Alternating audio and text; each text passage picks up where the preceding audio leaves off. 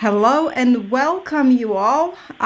We welcome together in our studio Deborah Tavares. I got a lot of emails that you wanted Deborah back. You wanted her to speak a little bit more about things that are happening today, the things that are about to come. So she agreed to come with us on a show. Thank you, Deborah. Welcome. How are you doing today? Well, Yana, again, thank you for inviting me back. I think I'm doing similarly to what many people are doing, and that's not well, if you understand what is, and dependent on the degree of what you understand. The state of our moment-to-moment life right now is based on what we know, and it's painful and difficult information. And I would like, of course, for everyone to know, again, I am Deborah Tavares, and I run a couple of major websites. Our primary website is called StopTheCrime.net, and I would urge everyone to please subscribe to the website, go to our video YouTube channel, and also tap the bell notifications so that you will get community posts and other information that we send out. Also, our other website, and they're both equally important, is called primarywater.org, and we will be discussing some of the water events that have happened recently in Michigan with the dams being breached. But I think I'd like to just start out with one of the community posts that's an example. If you tap your bell notification and subscribe to our website, that you would find out about. And maybe many of you know about this, and maybe many of you do not. But it's an extremely important U.S. Department of Defense release dated May the 28th of 2020. And I'm just going to do a synopsis of this. The Department of Defense and the U.S. Air Force Warfare Center is to build a 5G network. It's a test prototype of software at Nellis Air Force Base in Nevada. And again, they've teamed up, and they are building this 5G both for defense and, they say, civilian uses. Now, I want to underscore right here and right now, you need to interpret these releases and understand we are the enemy. This is a battlefield that has been conscripted now, and it is a silent weapons system of warfare. So I'm going to go a little bit more into this release. It talks about how the Defense Department recognizes 5G technology is vital to maintaining America's military and economic advantages. And that so says Dr. Joseph Evans of the Department of Defense. He's, by the way, the technical director for 5G and the lead for the department's 5G development effort. Again, his name is Dr. Joseph Evans. And he quotes by saying, "We expect to start construction on the network at Nellis Air Force Base in July of 2020 and have it fully operational in January of 2021. So what is it? What is going to be fully operational and used against us? Well, let's read what they're going to do. They're creating a network that will feature full relocatable cell towers that can be set up and taken down in less than an hour. And they talk about how they may incorporate, and in fact they will incorporate, human-machine interfaces, which go beyond simple graphic user interfaces and will include audio, gestures, augmented reality devices, and haptics, and simulate touch and motion. And again, this is going to be testing, unleashed, and experimented with and used at Nellis Air Force Base, and it will be used upon all of us and ready in 2021. And again, this is going up on StopTheCrime.net under our community posts. So when you subscribe, these are the kinds of things that you can and will receive. And I don't always get to cover these on different programs or ways in which I get information out. So that's an additional way to get some of the stories that I may not have time to say on air. But right now, of course, we're in this massive COVID simulation, or I should say takedown of the global populations. And I want to alert all of you to an extremely important Rockefeller Foundation document that's dated Tuesday, April the 21st of 2020. I'm going to give you the title of this document so that you can find it for yourself.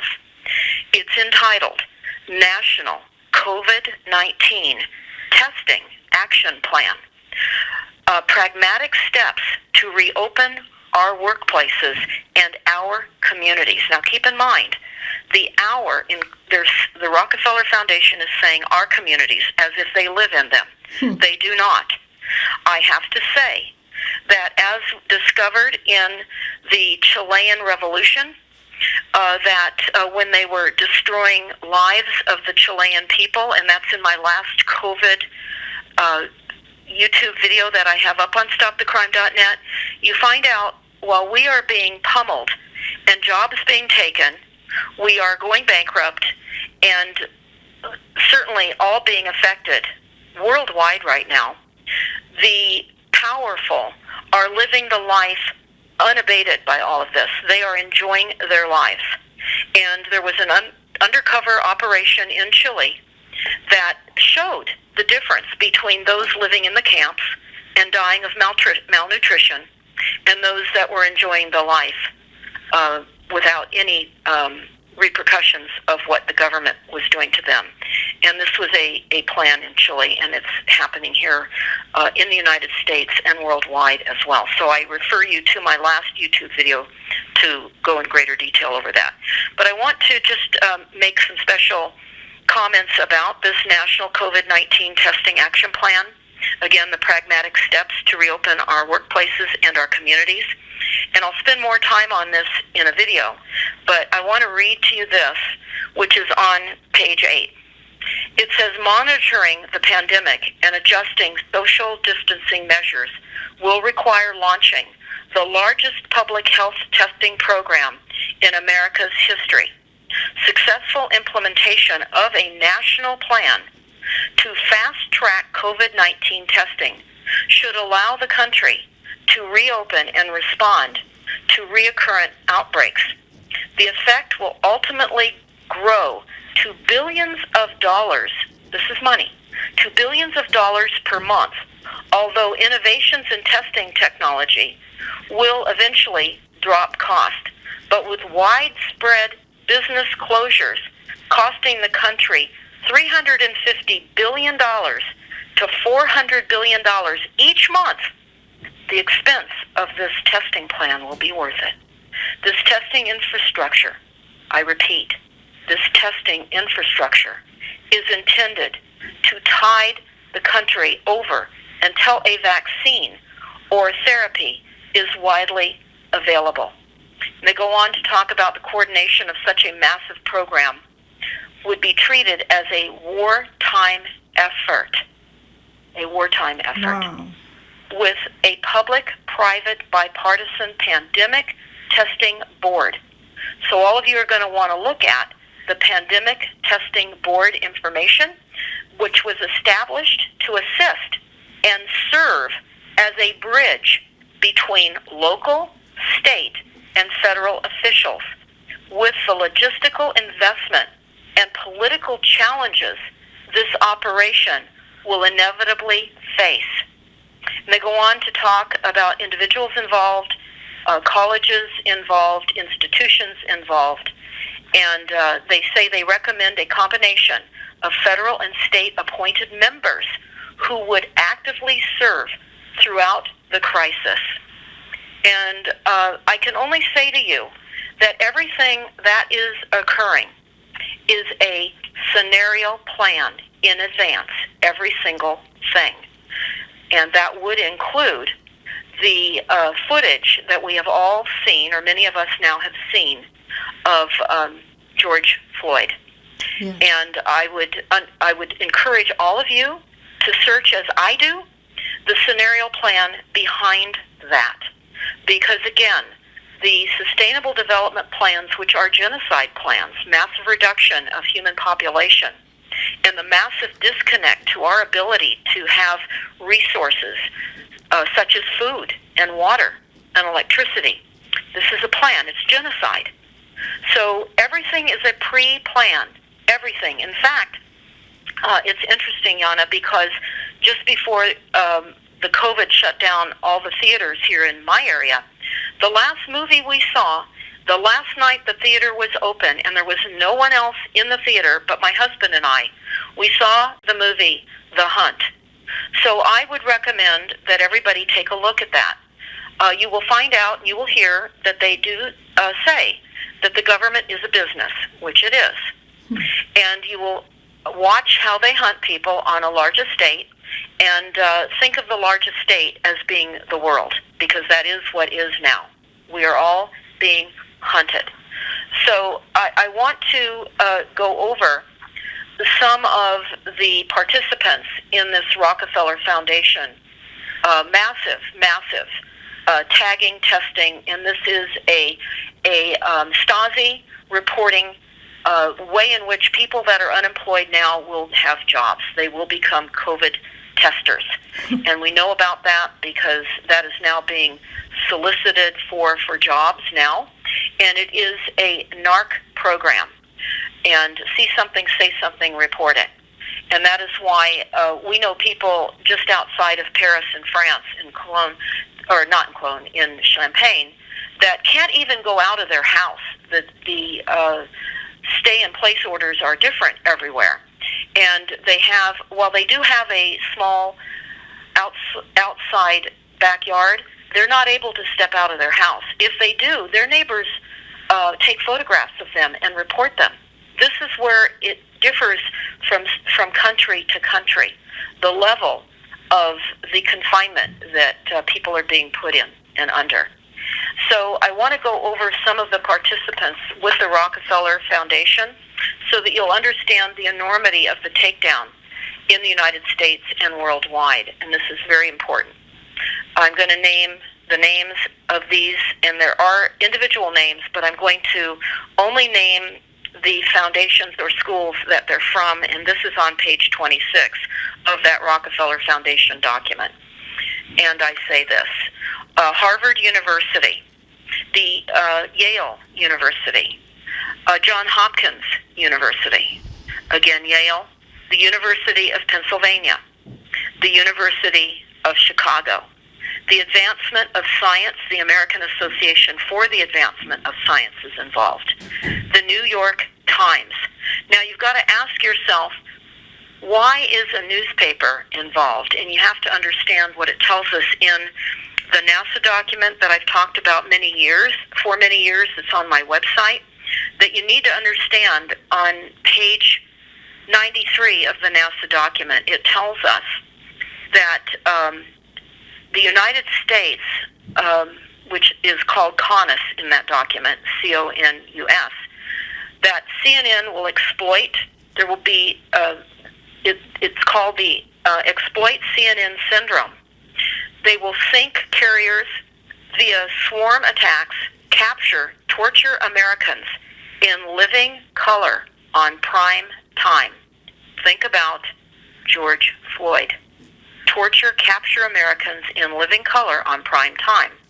Terror attacks within the United States using binary bioweapons. They will attack critical infrastructure. Take down. They will use EMP, electromagnetic pulse, RF, which is frequencies against our brains. Serious psy-war and collateral damage exploitation. This is the purpose of the media. And you heard me read to you out of this Rockefeller Foundation document, the New York Times. Also, of course, the Rockefeller Foundation is involved, that's listed. The National Cancer Institute, gotta wonder. Duke University, Bethesda University, and the University of Minnesota. It's most important to understand the enormity of how this has come down upon us, and I've just only gone over a few of the participants. There are many participants in the long-range scenario planning of the demise of the United States. and the rest of the nations worldwide. This is a plan. So most important, all of the disruption that you see happening, particularly when you see things happening that just cascade like dominoes falling at one time, such as the COVID lockdown restrictions that happened worldwide within a 2-month period of time. Scenario planning, all in advance. And I go over the Rockefeller Foundation on the scenario planning of the COVID and what will ensue. And this is most important for everyone to go, again, to stopthecrime.net, go to our video YouTube channel, and please watch the 3-part YouTube that we put up with better sound quality. I had an initial one that didn't have great sound quality. Please share all the videos. You have our permission to pass them along, whatever you would like to do. Our main goal is to get this information out far and wide. It is with great pain, I must say, and truth trauma, that we go through these documents and find out about this information and need everyone's help that is listening to get this out, get this information out as far and wide as possible. And so I will say a few more things about the NASA document, and I'm looking forward, actually, on Steve, to do several programs going over this, because it is speaking to the time we're in, and I will just discuss that right now. But I wanted to tell you something that I thought of and put together a number of years ago on how I felt about all of this, and I think many of you listening may feel the same way. And here is my quote: to believe the unimaginable, move into a new reality, manage the unthinkable when so many others are unaware, is the challenge of our time. And I have that quote on my flyers that you can download for free from stopthecrime.net, and I urge you to download the flyers and share them far and wide. And all the information, again, is completely available to all of you, and we wish you to share it far and wide. I'm going to go over a few points in the NASA document, and then I'm going to be not only talking about what is behind what we're seeing, but my concern right now is an enormous concern about the taking down of the grid, the nation's electric grid. Yes, Deborah, before you move on, and I'm sorry, I don't mean to interrupt, but can you make it very clear to people that we do not have the government? You see, there is division right now among Christians. Those who know that we do not have a government, and those who still believe that President Trump is on their side and he's going to do some sort of a miracle and stand up, for a constitution and for human rights, and he's going to fix it all.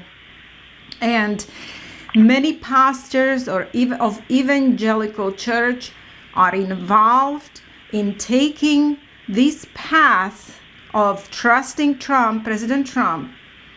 They are going down this road, and many people are not getting ready. They do not understand that he's controlled opposition. He's part of this plan, and we don't have a government. This is them against us, and Trump is part of the elites or the cabal, and he is basically going, listening to their orders. And it might seem that he says something they like to hear, but he does not live up to his promises.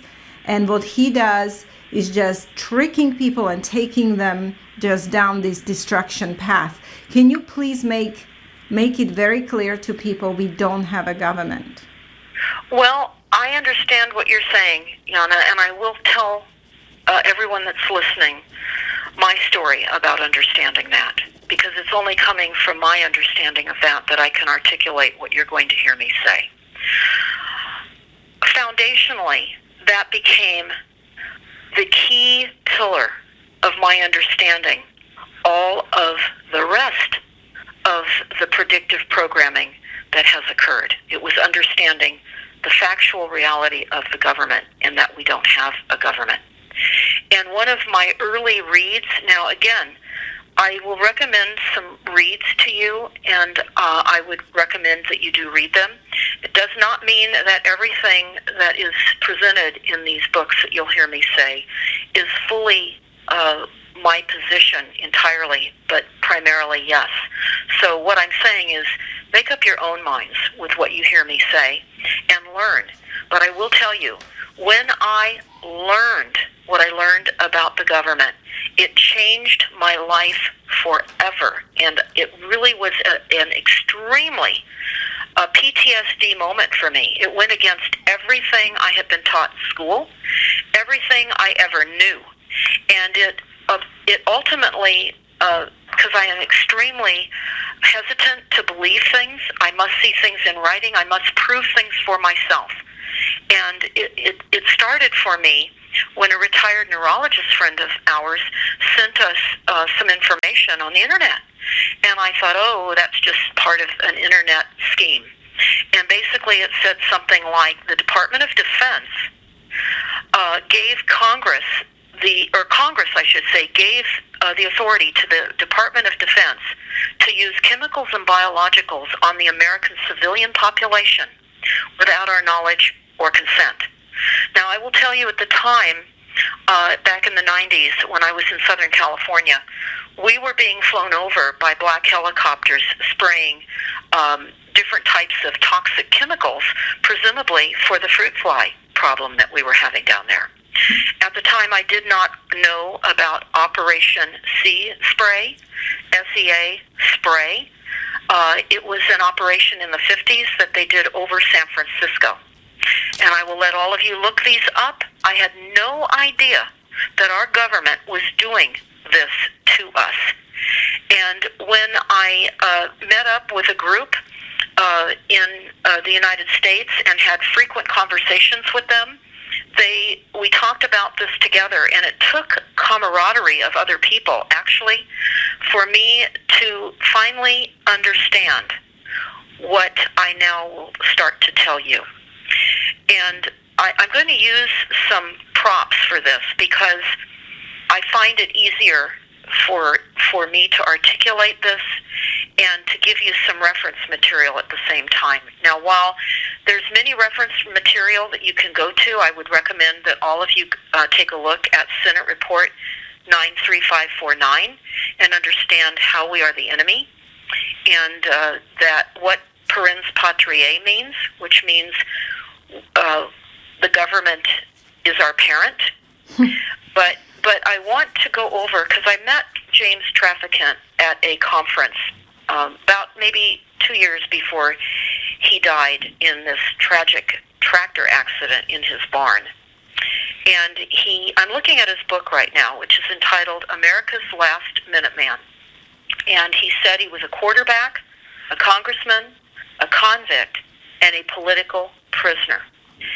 And what I'm going to refer to right now is at the very beginning of his book, and he put into Congressional Record what you're going to hear me read to you now, and this is most important.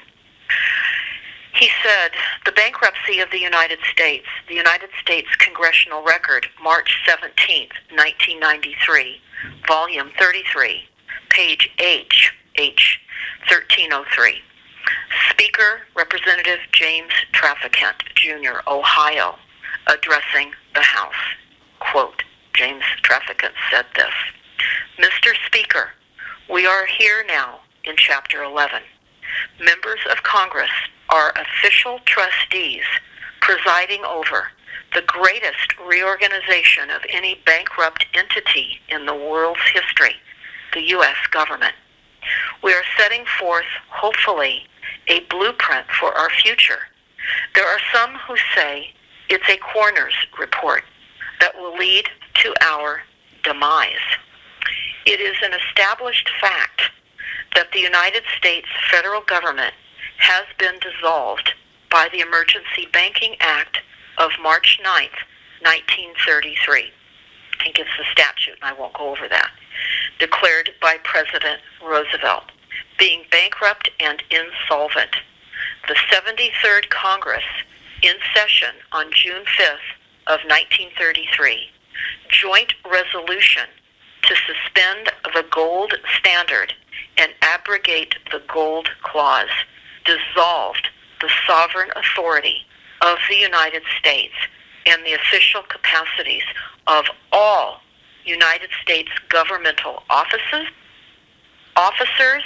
and departments, and is further evidence that the United States federal government exists today in name only.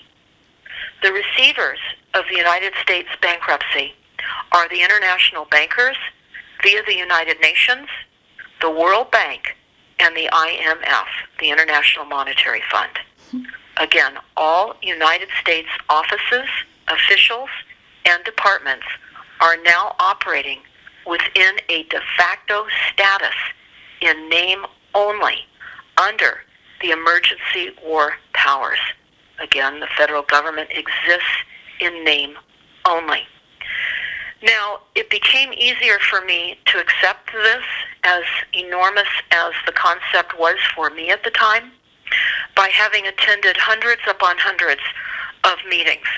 Not only city council meetings and board of supervisors meetings, but water meetings, vaccination meetings, meetings where the counties wanted to fluoridate the water supply, going all the way down to San Francisco to what they call One Bay Area, which was the consolidation of the counties into one, and opposing that with hundreds of other people, going to the California Public Utility Commission meetings, and many of the Pacific Gas and Electric meetings, and so many meetings, I can't remember all the meetings I've attended.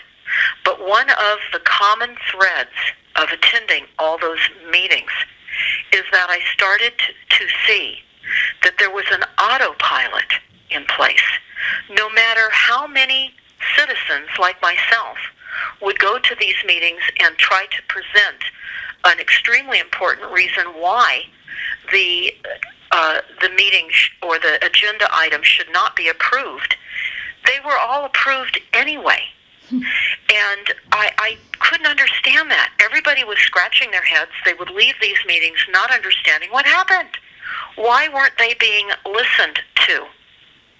And that's important.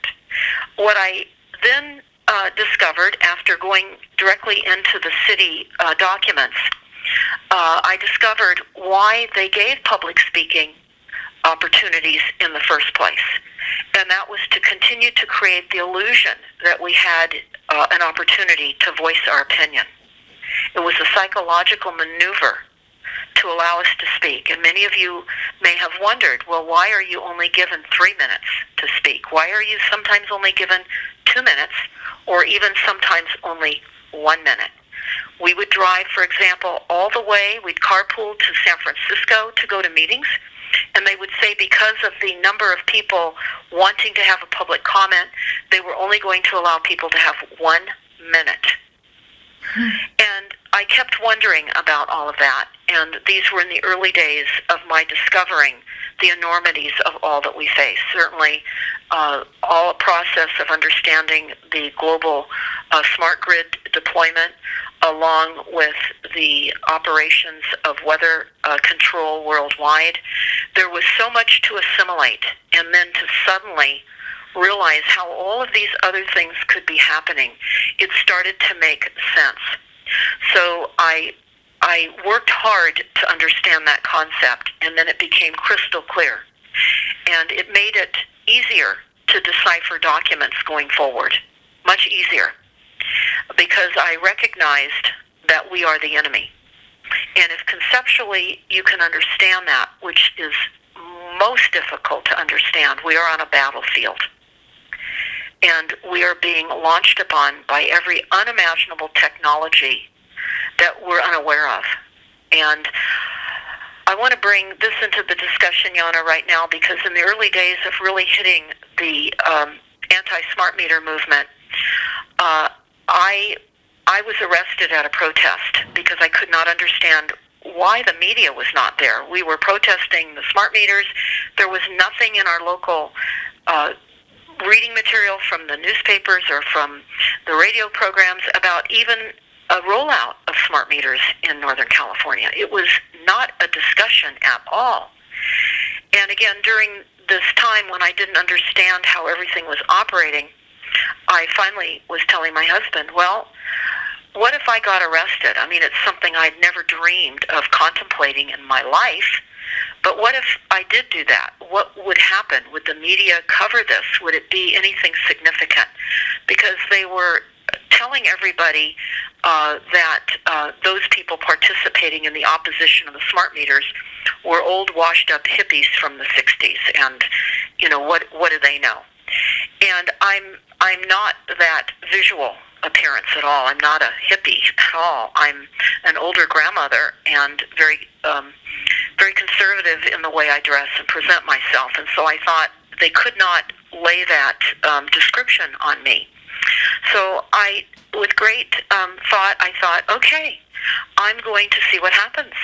And I chose a date that I would never forget, because as time goes by, you do forget more things as you fill your brain with more things that are unforgettable. And I chose the date that we were on a protest, Yana, and it was January the 11th of 2011. So 1/11/11. So I will never forget that date that I was arrested.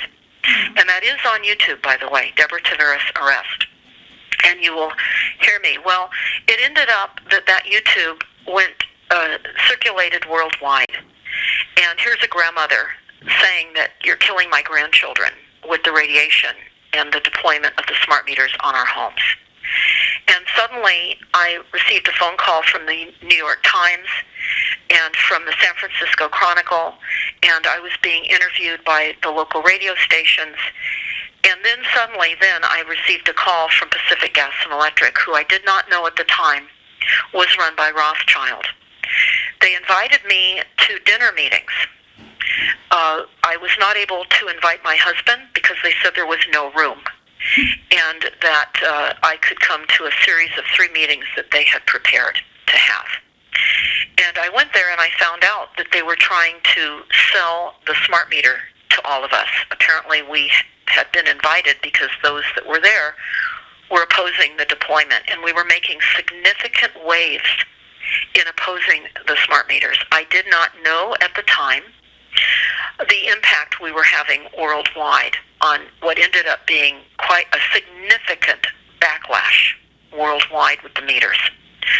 I can say to you that at the time that we discovered the meters were being deployed upon us here in Northern California by Rothschild, or AKA Pacific Gas and Electric, we were 75% deployed. That's how far they had gotten in a stealth silent weapons system on our homes. And so I was campaigning largely in the way in which I would sell homes back in the days that we were building. And my husband and I had many different signs made, the size of real estate signs, and I first started a website called RefuseSmartMeters.com. And I put those signs on any property for free. My husband would put them on posts, and we would go around. We would educate people on the meters, and we probably had about 250 signs throughout our area here in Northern California. And PG&E was shocked. They didn't know who was doing all of this, who was behind it. And I got a call one day from the San Francisco Chronicle asking me how I felt that I was being spied on by Pacific Gas and Electric, and I had no knowledge of that. But I told them that I was not surprised, because they were deploying a spy grid on all of our homes, and a grid that would slowly kill us in our homes. So why would I be surprised that they were spying on me and others, not just myself, but others as well? So what ended up happening was Rothschild cooked up a psychological program at the time through Vanderbilt University. And they decided to create an appeasement program for those that were up in arms against the deployment of the meters. They needed to slow down the activism opposing it, because we were really putting a dent in their ability across the country. Other people were saying, wait a minute, We don't want this. So they gave us the opt-out. We could opt out. We could either agree to have the smart meter or not have the smart meter. And that minimized the idea that there was a concern about it. If you could decide whether you wanted it or whether you didn't, it made it sound like not such a horrible thing. And it did slow down the activism for a short time. And and we always knew that was an appeasement plan, that there would be widespread forced deployment on other people as time went by, and that is exactly what happened. So all of this helped me to understand we don't have a government. Right. We don't have local government. We don't have county government. All the agencies within our counties and cities are all run through the corporate structure. And witnessing the horrific deployment of death across the country and the approval of the sustainable development plans in every city, in every county, not only in the United States, but worldwide, further not only indicated and proved that we were not only USA Inc., a corporation, by the way, listed on the New York Stock Exchange as a business, but that we were also Earth Inc. And again, that scope of understanding, Jana, as you can only imagine, was more devastating, I think, than anything else at that time for our team here at StopTheCrime.net and myself. So it launched me into really understanding the larger picture of the genocide plans. And at the time of the smart meters, too, I was learning about totalitarianism and technocracy. And honestly, in the beginning, I didn't even know what those words meant. I would hear discussions on that, and there were so many foreign words being used. There was a new vocabulary being developed. Neurolinguistic programming, as I now understand it. And something for all of you that are listening to look up. Why we sit there at meetings and we hear words that we don't question, we don't ask for a definition, and they roll over as being foreign, and we accept that. Well, don't accept that. Right. So let me talk to you about an icon I was hunting for, and this is significant. I was looking for some type of an icon to go along with a poster I created on totalitarianism through technocracy, which means total oppression through technologies. Total oppression. And I found something on the computer that was only the size of a postage stamp, and I had to squint to look at it. And it was a robot with a human lying slumped through its midsection of the robot, which was showing that they were destroying humans. And I discovered that this was called the Moloch of totalitarianism, and it was a memorial that was placed as a memorial to victims of oppression in St. Petersburg, Russia. Wow. Where this memorial is located.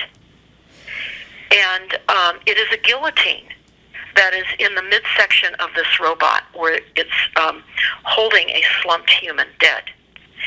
And we actually went to Russia, and we ended up going, of course, to St. Petersburg.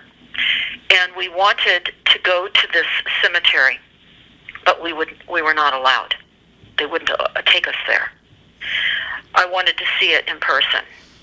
So I invite all of you to take a look at this robot. It's interesting that it would end up as a memorial in St. Petersburg, Russia, exposing such a novel idea now of robots and how humans are being replaced. Is it called Moloch?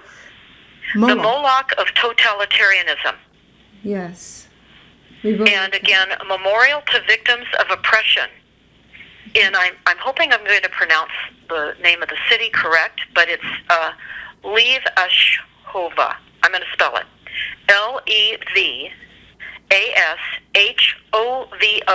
in St. Petersburg, Russia. Levashova. Thank you. Mm-hmm. Thank you. Say that one more time. Levashova. Thank you so much, Yana. You're welcome. So I wanted to discuss totalitarianism because it's important to understand how all of the technology that has been given to us or that we have somehow or another gotten hold of is being used, and what is coming of all this technology. And you heard me initially discuss about the 5G and now becoming mobile. Yes. It's the technocracy, again, total oppression through technology's system that recognizes no limits to its power, surveillance, and authority. And the purpose is to strive to regulate every aspect of public and private life without regard for life itself. And it goes on to further discuss how this control of technologies will control the media, all politics, all economies, our speech. It engages in widespread use of terror and mass surveillance through regimes. And this is how regimes stay in political power, through all-encompassing propaganda campaigns.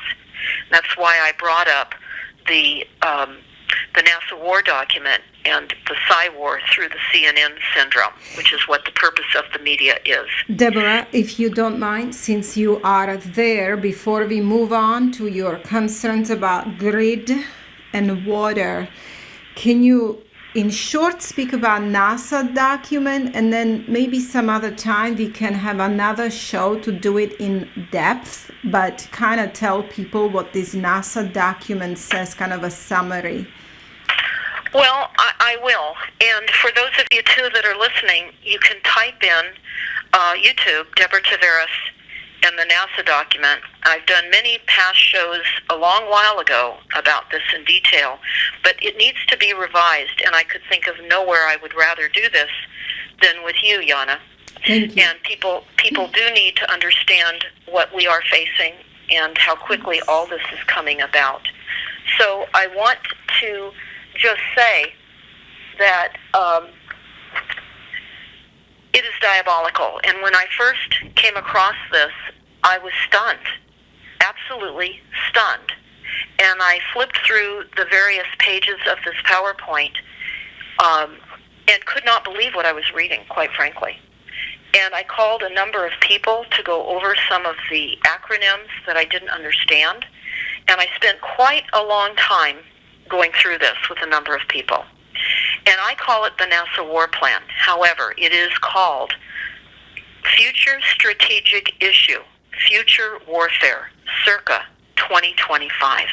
And it talks about the capabilities of the enemy after next and ongoing worldwide technological revolutions and economic trends and potential nature of further terms of warfare. And again, I'll go over it briefly. I do have a flyer on stopthecrime.net where I've taken some high points of that document. I would probably choose to consider redoing some of those high points now, as there are many more points in that document that I should go through, and we will on another program. But again, I'll go over some of those points right now. I went over a little bit earlier on page 4 that, again, it was introduced by Dennis Bushnell, the chief NASA scientist of Langley Research Center. It encompasses the work and efforts of the U.S. Air Force, DARPA, the CIA, the FBI, Southern Command, Atlantic Command, the Australian Department of Defense, and many other corporate agencies.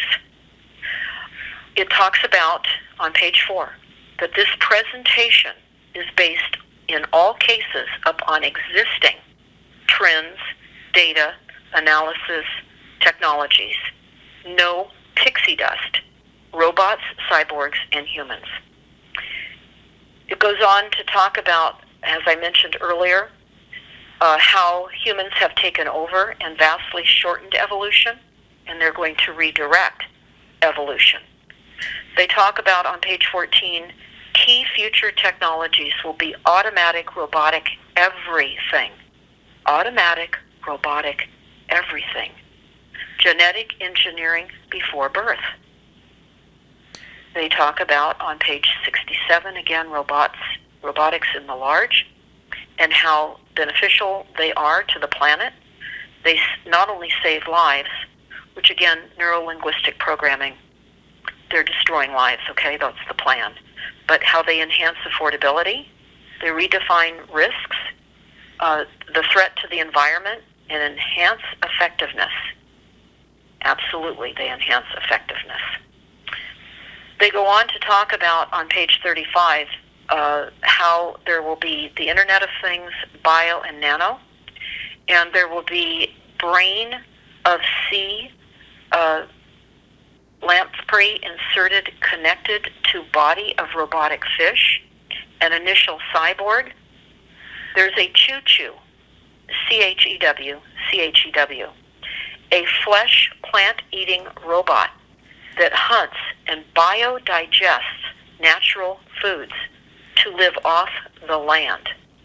The choo-choo robot inventor, Stuart Wilkinson, exposes concern about the dangers of the robots eating humans.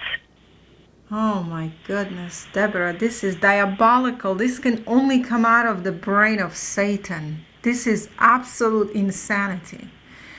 Absolutely. And on page 43, they talk about the use of microdust weaponry, a mechanical analog to micron-sized mechanized dust, which I read earlier, which is distributed as an aerosol and inhaled into the lungs.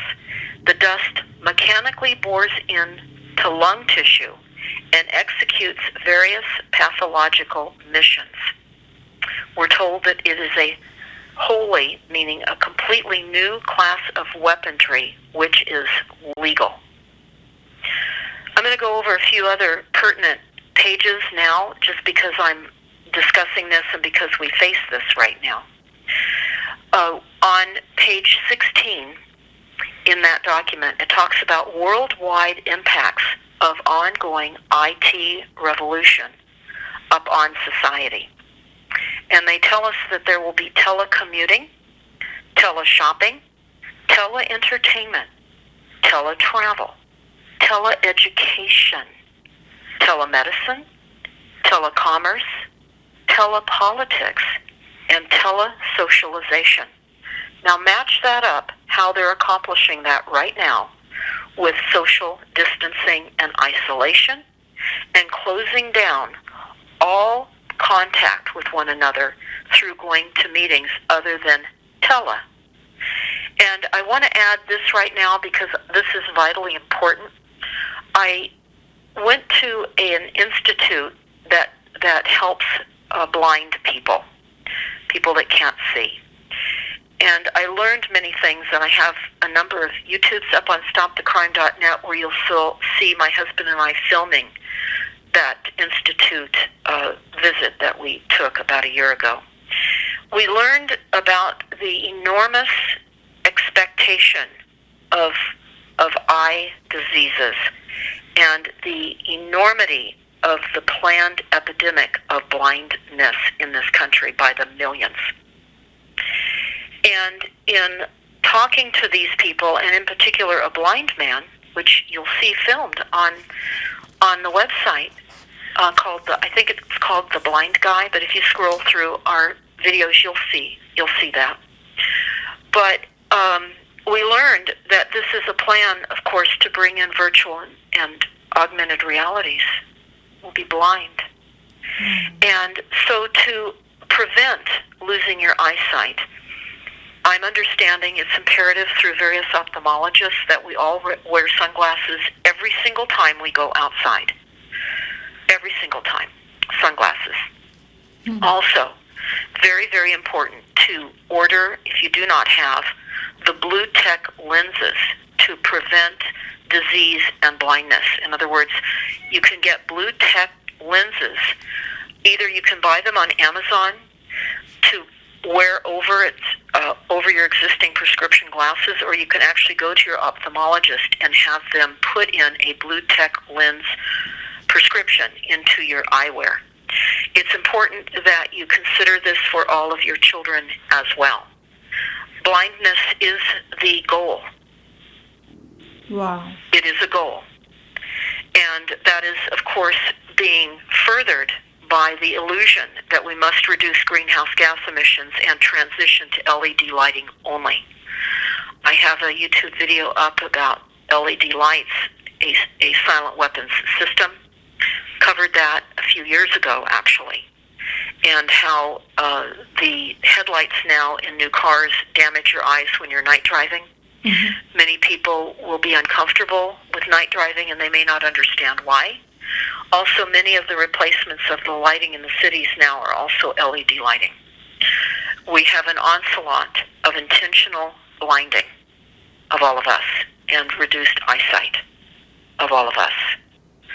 So that is an opportunity now to preserve your eyesight as long as possible, and you have to learn as much as you can about the effects of the damaging intention to our eyesight. So if any of you that are listening come up with any other methods that we can preserve our eyesight longer, of course, diet and vitamins, good nutrition, not looking at your screens 4 hours before you return to bed, or go to bed, many things, and too many to go over right now, because right now I want to jump into water and discuss the intention of the infrastructure. Yes, so let me just hear, last month there are 2 dams broke in Michigan. We made a video, Michigan being punished for protesting against lockdown. It was Titabawasi River where 2 dams have broke. So that goes along with our last show, Deborah, where you explained that these dams will be breaking and there is a purpose behind it. So go ahead. Yes, definitely. I have a video up, a series of videos up on stopthecrime.net of my presentation in the UK about a year ago. And I since did another series here in the United States where I inserted more detail. And I'm going to start out describing why we have dams and reservoirs in the first place when we never needed to. This was an enormous concept also to wrap our heads around. But here's what we need to wrap our heads around. Water never needed to be transported through a network of dams and rivers and aqueducts because we have primary water. Yes. And the reason that the LA aqueduct was put in place was so that the water racketeering could put meters on the water. They could control land values. They could control farming. They could not control that if they put in a series of deep or not so deep wells and literally transported water through a labyrinth of underground plumbing, as Muammar Gaddafi did in Libya. Right.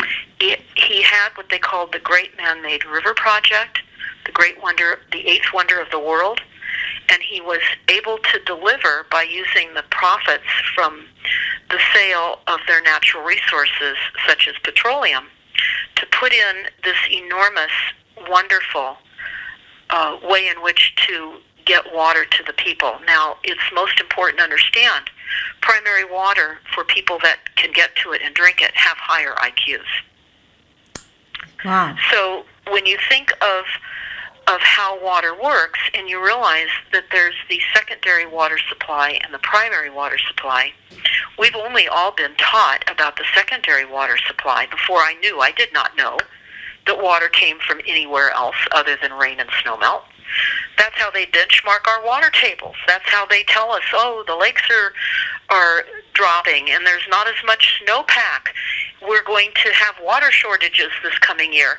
Well, that's all a part of the scientific fraud of those that control us through misinformation. And we learned that primary water is a renewable. Water is a renewable. It's made down below the mantle of the earth. And I go into much detail in a video I have up on YouTube called Primary Water Explained. Again, Primary Water Explained. So here we have this setup of the secondary water system being transported worldwide by literally ground-based rivers, streams, lakes, captured into reservoirs. And what is important to understand is the impoundment of the water, the weight of the water on those geographical locations causes slippage. And I termed it fake lakes make quakes. I soon discovered, and our team discovered with research, that Hoover Dam, which is the process of Lake Mead, when Lake Mead was created, and by the way, by Rothschild, there were earthquakes after that that never were there before. And in looking worldwide at the damage of reservoirs and fake lakes that make quakes, and finding out that a number of dams and reservoirs literally were breached because of quakes. Now we have the additional breaching of atmospheric rivers from the enormity of the weaponized weather programs, such as what happened in Missouri, as you just discussed with everybody, Anna.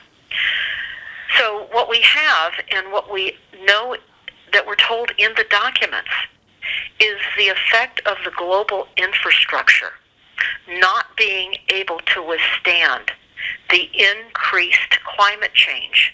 That is our fault, they say, because we have not reduced our greenhouse gas emissions enough to change the weather. Now, if anyone can fully really believe that, sadly, we can see that most people have. That's what our kids are being educated to in school. And when I think about the graduates of 2020 and how they're, sorrowfully being given diplomas by a social distancing celebrations, I think in terms of not graduates, but indoctorates. Right. Kids that have been indoctrinated in school. And they have been taught about climate change, and they tell them it's too many people using too much stuff. So here we have a setup of drinking water distribution that goes to our cities and municipalities that is very toxic, because the water, of course, in the secondary water supply comes down through the toxic atmosphere, where we have bomb testing, Fukushima, chemtrailing, flows over the lands where there have been toxic fertilizers used, and then flows into these cauldrons called reservoirs, and where more toxins are added, and then that is then transported into our municipal water supply systems, and we drink it. Yes. If you would speak now about the grid and a danger that we are in, almost immediate danger, how they want to control our power grid and bring us to maybe 1700s, Yeah.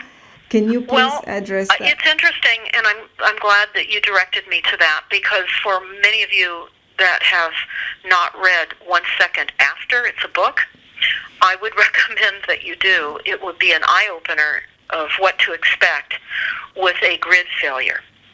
And the grid failure doesn't necessarily need to be nationwide. They will select certain geographical locations to force relocation of people who no longer have power. And particularly if you live in a rural setting in the country where you rely on well for water, and the power is out, as we experienced many days in 2019 here in Northern California, when Rothschild PG&E turned off our power. They called it a public safety power shutdown. And we called it, they called it PSBS, PSPS, Public Safety Power Shutdown, and we call it PSBS. But this is extremely important, and I'm going to go over that now, and we'll go through this further on another show. But I would recommend right now that everybody have a power outage party. Make fun out of it. Tape all of your light switches so you can't inadvertently switch them on, and go without power for a few days, as we had to do here in Northern California due to the fires and the intentional shutdown of the grid, because they've sectionalized the grid now, and they can shut your area off at will. They not only can do that from sectionalizing the power and distribution system, but of course they can also turn your power off by your smart meters individually on your homes. But let's get back to my huge concern, and yours as well, and the power party that you need to have. So turn your power off and live in your homes for a few days without any power, and make a list of all of the things that you will need to survive without power. Certainly a generator is most important. They now have propane heaters that you can put inside your home for heat. We had to do that because it was so cold during the October and November fires here in Northern California last year, and we had no power. And fortunately, we thought, well, I will tell you, we thought we had prepared pretty well for power shutdowns, but we found out that we needed many more items to survive the next power outage. And I would suggest that all of you, where you are monetarily capable, to figure that out on your own. We can make recommendations, and we will on a later show. But in the meantime, have a power outage party and get your most inexpensive essential items immediately. Yes. I can't underscore that enough. So I'm going to go over a summary, a statewide summary report on climate change assessment. Now, this is a California report, but this applies worldwide. And I'm going to talk about what they're saying climate change is going to do to affecting energy and how that will affect the infrastructure. And they say that climate change impacts to the energy system. Climate change conditions will affect the energy system in many ways by changing energy demands, changing performance of energy delivery systems, and by direct risks to the infrastructure. Now, I want to say this. Everyone listening, you're going to be confronted with some type of a weaponized weather event coming on very soon. And very likely your areas will suffer power outages, all planned, because remember, they control the weather. They don't have to hit you with these type of diabolical weaponized weather assaults, but they are. So they can cause the power to go out just by switching or de-energizing grid areas, and they will. And it's important to know how climate change, they tell us in these documents, are already affecting energy demand for space heating. So again, I told you I was cold here. I was cold here. There are many areas in this country that are unlike Northern California that are very cold. So imagine, if you will, the kind of interior space heating you will need in order to be warm when they turn the power off, and they will. And they go on to say, regardless of whether the annual average of household energy demand increases under climate change conditions, the projected increases in peak electricity demand in hot and cold months during the year have important implications to the electric system. Climate change warming has projected to affect also peak electricity demand. They go on to say that projected increases in peak demands, whether it be summer or winter, is associated with varying ranging temperatures that pose risks to energy infrastructure, and that it will exceed the capacity, listen carefully to this, the climate change risks will exceed the capacity of existing substations and distribution circuits. So they're going to blame climate change and weather events on why you have your lights turned off. I want to say this right now, and I'm working to get this back up. I had a YouTube video up, and it was just recently taken down. We'll work to get it back up. We may change the name of it so that they don't recognize it. But it was entitled, Lights Out, More Power Shutdowns Planned. Only renewables allowed, tricked into microgrids. And I will explain that quickly because I want to get into more of what we're going to face as the lights go out. And they've been experimenting with lights out worldwide for many decades. And the enormity of the plan will cost millions and millions of people their lives. So lights out, more power shutdowns planned. Yes, they are planned through increased weaponized weather events. And I was just reading to you some of the points out of the climate change document. And only renewables are allowed, so I will explain this to you. We're transitioning from the system that we have with the use of hydroelectricity, and they're telling us we're transitioning off of nuclear distribution for electricity as well.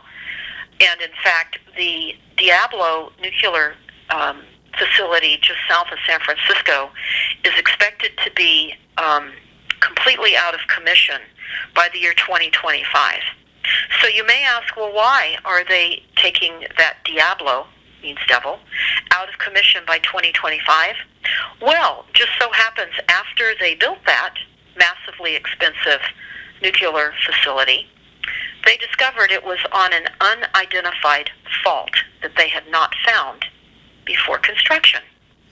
And so they're going to take it down, and it will be decommissioned by 2025. In the meantime, it's part of the power mix that Rothschild, PG&E, which is also Southern California Edison, and all of the utilities throughout the entire country, they're using that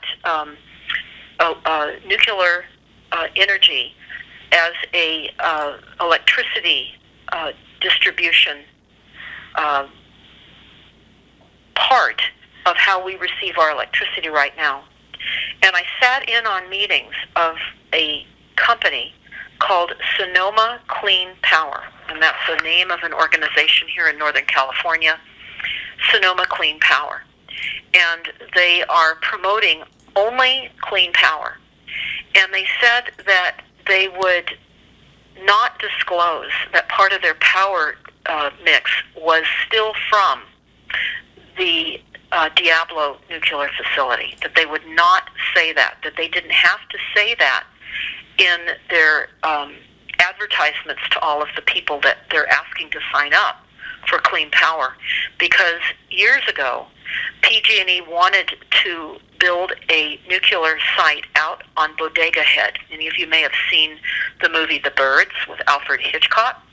Well, that was in the town of Bodega, but Bodega Head was actually on the coast, where there are many faults. And PG&E was in the process of building a nuclear facility there. They had already started construction, and some persistent, brave people continued to oppose it, and they finally shut PG&E down from building that. And there's a huge hole still there on Bodega Head here in Northern California. Mm-hmm. So they were able to prevent Rothschild from putting a nuclear facility there at that time. So what do I want to talk about with the power going out? You think we have anarchy in the streets now that is being created by the questionable events of the Floyd situation? You think we have a social-driven anarchy now? Just wait until we have massive power shutdowns. I'm going to go over some of the events that have occurred when there have been power shutdowns. And it's important to understand that power outages are very common during periods of civil unrest. Right. And that the LA riots, which I was involved in, I was there in Southern California, and we had 2 businesses that were broken into and looted back in 1992. And in the New York blackouts, there was tremendous rioting, and social unrest creates conditions for rioting, looting, and widespread destruction, and creates conditions that law enforcement are unprepared to deal with. So this is what we're going to face in the very near future. This will become another piece of the puzzle for the greater lockdown and bringing in martial law. They will tell us the effects of us not reducing our greenhouse gas emissions enough to stop the weather from changing. Now, I hope everybody thinks about that carefully. That is a massive psyop, scientific fraud, and that's what we're being sold. And that's what our children have been taught in school. So they talk about how the riots that I experienced in LA were also racial tensions, which flared into more than a week of rioting. And in the end, there were about 53 people that were killed and more than 2,000 people injured, and 11,000 were arrested, and over $1 billion in property damage of destroyed property occurred back in the LA riots. The looters raided the shops just like they're doing now, destroying buildings and setting fires that melted power lines, and transformers were ultimately destroyed. And South Central Los Angeles power grid we had lights out. And in New York, in 1977, there was also a mass power outage that compelled citizens to take advantage of the vulnerability of the stores and businesses, and they were also looted as well. We're seeing this happen in our cities right now. Back in New York, they looted many stores on the stretch of Broadway in Brooklyn. There were 134 stores that were looted, and 45 stores back then were lit on fire. There were over 1,000 fires. Many have also melted power lines, so they had a double benefit. They were taking down the grid at the same time. Yes, Deborah, we have 3 minutes left before our 2 minutes now. So we need to do another show. If you don't mind, you will be so kind to do another show because we have so much to tell, but now we have only 2 minutes left. Can you quickly... Camera's memory is what it is. Yes, our camera's memory has 1 hour, 15 minute limit. We got plenty of time, but the camera I don't blame it. I want to forget everything too. Yes, what I want to say really quickly before we end is this. Deborah Tavares is taking in a lot of information. She has studied federal documents, Rockefeller documents, Rothschild documents, and this is an enormous work for humanity to go through these things, take it all in. This is a mind-poisonous material that people like Deborah and she herself has to go through, study, and then kind of process it herself, and then find a way to speak to humanity and educate humanity, neighbors, so we can do something about this.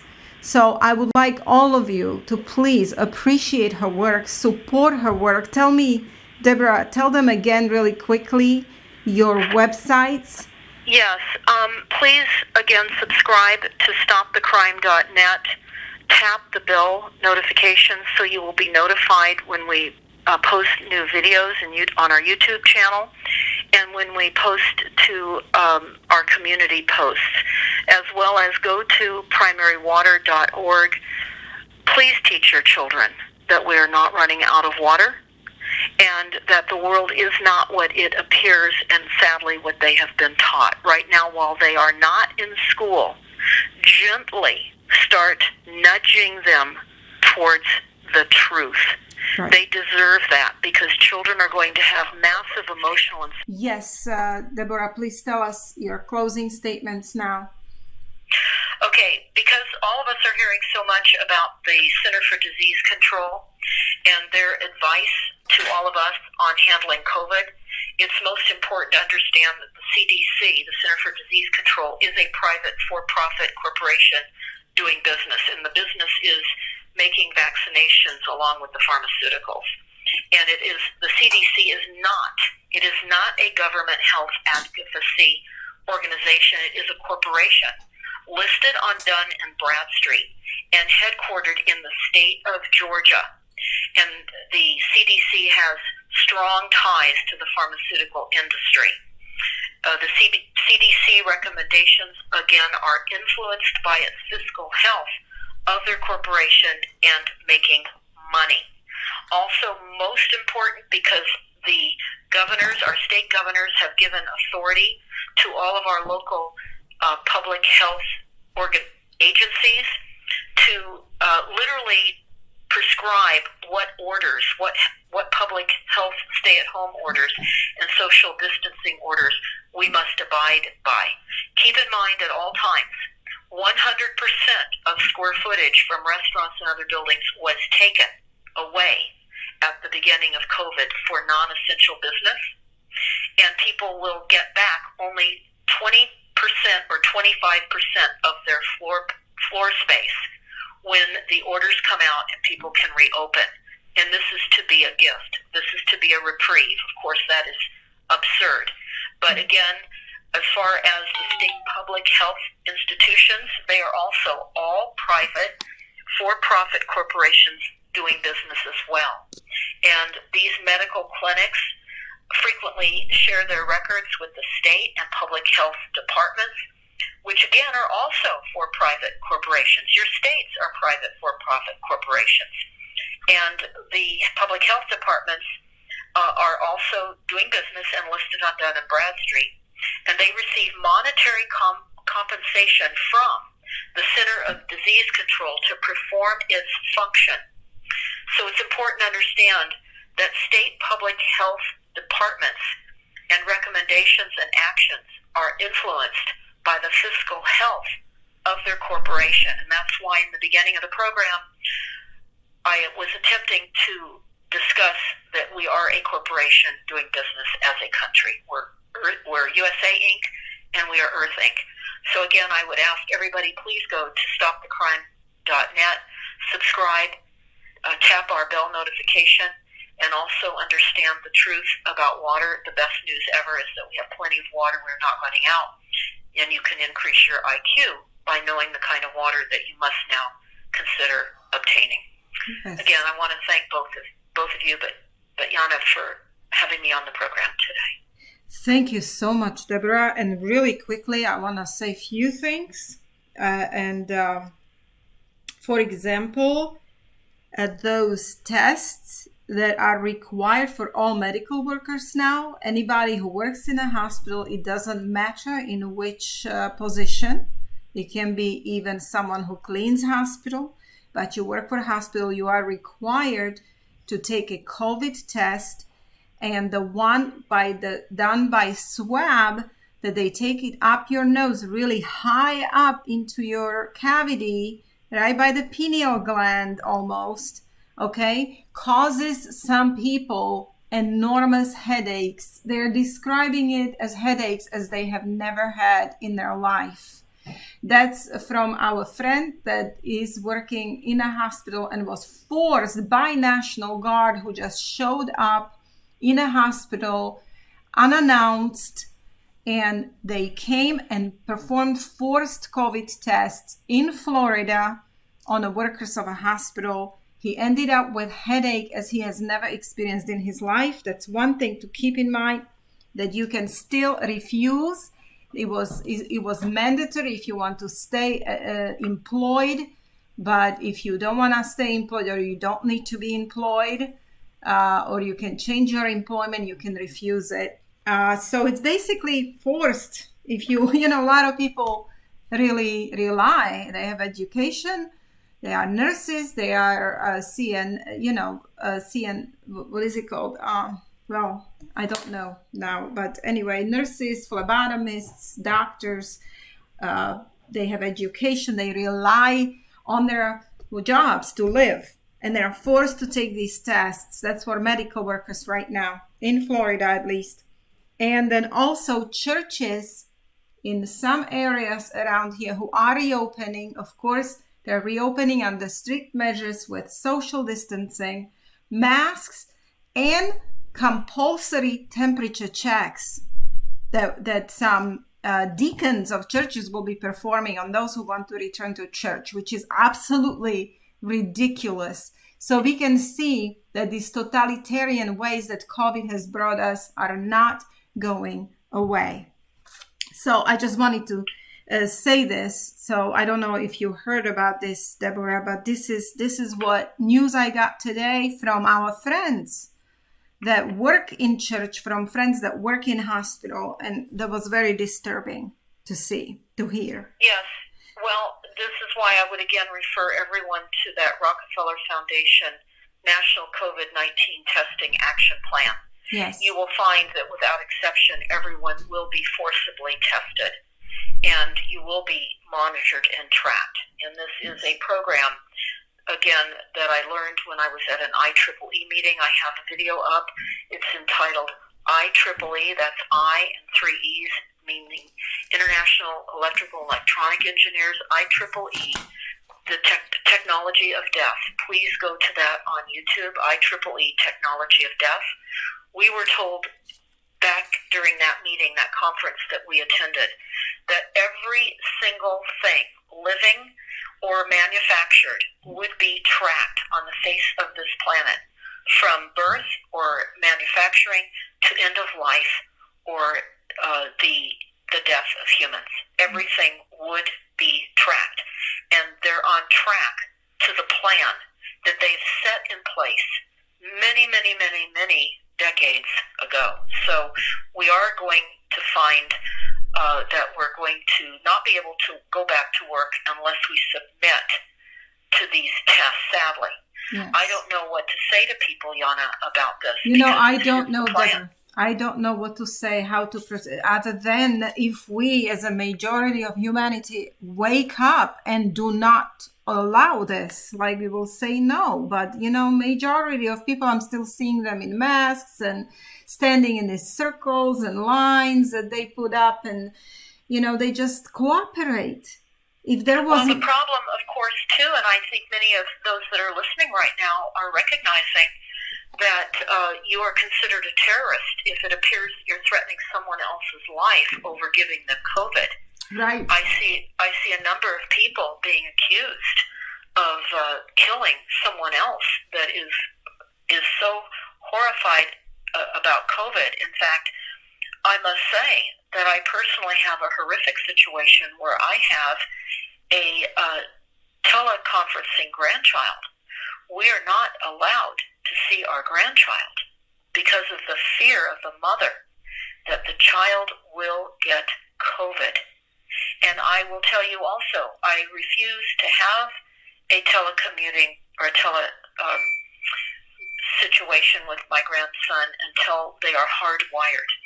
So I guess I would leave the program by saying right now, more important than ever, make certain that while you are at home, and you will be at home, and you will be telecommuting everything, hardwire everything up as quickly as you can. Do not have Wi-Fi in your home. Yes. Hardwire your computers, everything. Again, wear those glasses that I discussed, but do not have wireless, even deck phones, where you can pick up your phone and wander around the house. We've tested those. Those are as bad as cell phones.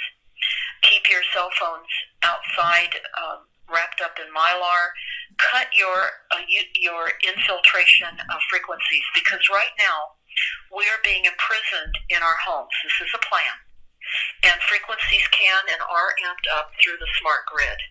Yes. And cell towers are amped up usually between 2 and 4 in the morning.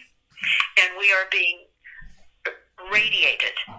We are being murdered in the comforts of our own homes. We're imprisoned, and we're being a kind of a a way of being electrocuted. Yeah, are you still on lockdown in your county in California, Deborah? Yes. Okay, Yes. well, that is, so sad. So are people in Washington State. Over, in Florida where we are, this is now, it's opened up. So we are feeling a little bit more normalcy. However, as I was explaining to you, that compulsory testing right now of all workers of hospitals and medical centers, and masks are still on. You cannot enter Costco without mask. Right. Right. So those measures are staying, and now they're talking about second wave of COVID, and strangely warning about all children, maybe will affect children, as Fauci was explaining. So I'm afraid what the next plan is, but we can discuss more on the next show, because I know that's a very long show. And well, we will. And I had just one final comment, if I may. Yes. With all of the rioting and the protesting that we're seeing, not only nationwide in the United States, but worldwide, and the fact that social distancing and mask wearing has not occurred in many of those protests, they're now saying that they're concerned now of increased COVID. Yes. As a result of that. And of course, that is another way to eliminate even the ability to get out and protest, which...